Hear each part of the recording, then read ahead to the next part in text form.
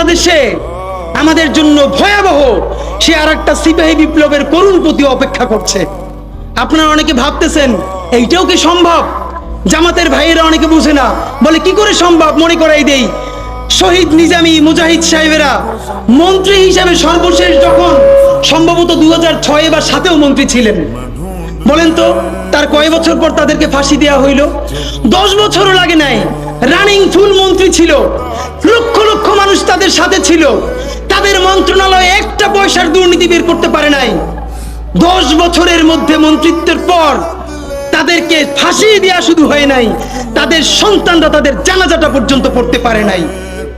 সংখ্যা দিয়ে হয় না ভাই, কোটি কোটি মানুষ দিয়ে সবকিছু হয় না।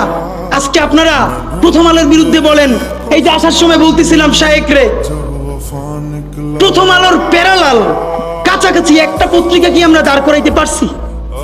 অনেকে বলে আমার দেশের কথা, আজকে শুধু বলি, পরশু জানলাম প্রথম আলোর 10 ভাগের 1 ভাগ বিনিয়োগ এবং আর্থিক সংগতি আমার দেশের নাই। 5 কোটি টাকা হইলে আমার দেশে একটা নতুন প্রেস কিনতে পারে, তাইলে পত্রিকাটা ঠিক মতো ছাপাইতে পারে, ভাড়া লাগে না, সেই টাকাটাও তাদের নাই। ভাই, ভালোবাসা দিয়া পয়সার কাজ হয় না। 50,000 টাকা যে এই লোকটার স্যালারি, এই কাজ যদি 20,000 টাকা দিয়ে করাইতে চান, কোনদিন 50,000 টাকা রিপোর্ট এবং স্কিল আপনি পাবেন না। ওই 50,000 টাকাই লাগবে। মানুষ মাগনা কাটে 3 দিন, একজনকে দাওয়াত খাওয়ায় 2 দিন 3 দিন, তারপরে আর চলে না। আমাদের আর্থিক যোগ্যতা অর্জন করতে হবে। আমাদের অনেকগুলো প্রতিষ্ঠান লাগবে, একটা প্রতিষ্ঠান না। আমাদের ভাইদের সমস্যা কি জানেন? সে আজকে যদি হাটহাজারী মাদ্রাসা দিয়ে কেউ একটা পত্রিকা বার করে, সেই পত্রিকাটাও সে জাতীয় মূলধারা বানাবে না, দেবে দৈনিক হাটহাজারী সে বানাবে। মানে কোনো না কোনো ঘুরে ফিরা তার চিন্তায়, মননে, মগজে প্রথমে হয়তো হাটহাজারী, সর্বোচ্চ বড় হইলে হেফাজত, এরপরে সর্বোচ্চ বড় হইলে বাংলাদেশের শুধু মুসলমান। ভাইরা, এই মুসলমানের বাইরের যে জনগোষ্ঠী, সেটা কি আপনার না? আপনি ভাবেন এই দেশের আপনি প্রধানমন্ত্রী, তারপরে ভাবেন আপনার জনগোষ্ঠী কারা, আপনি সেরকম চিন্তা করেন।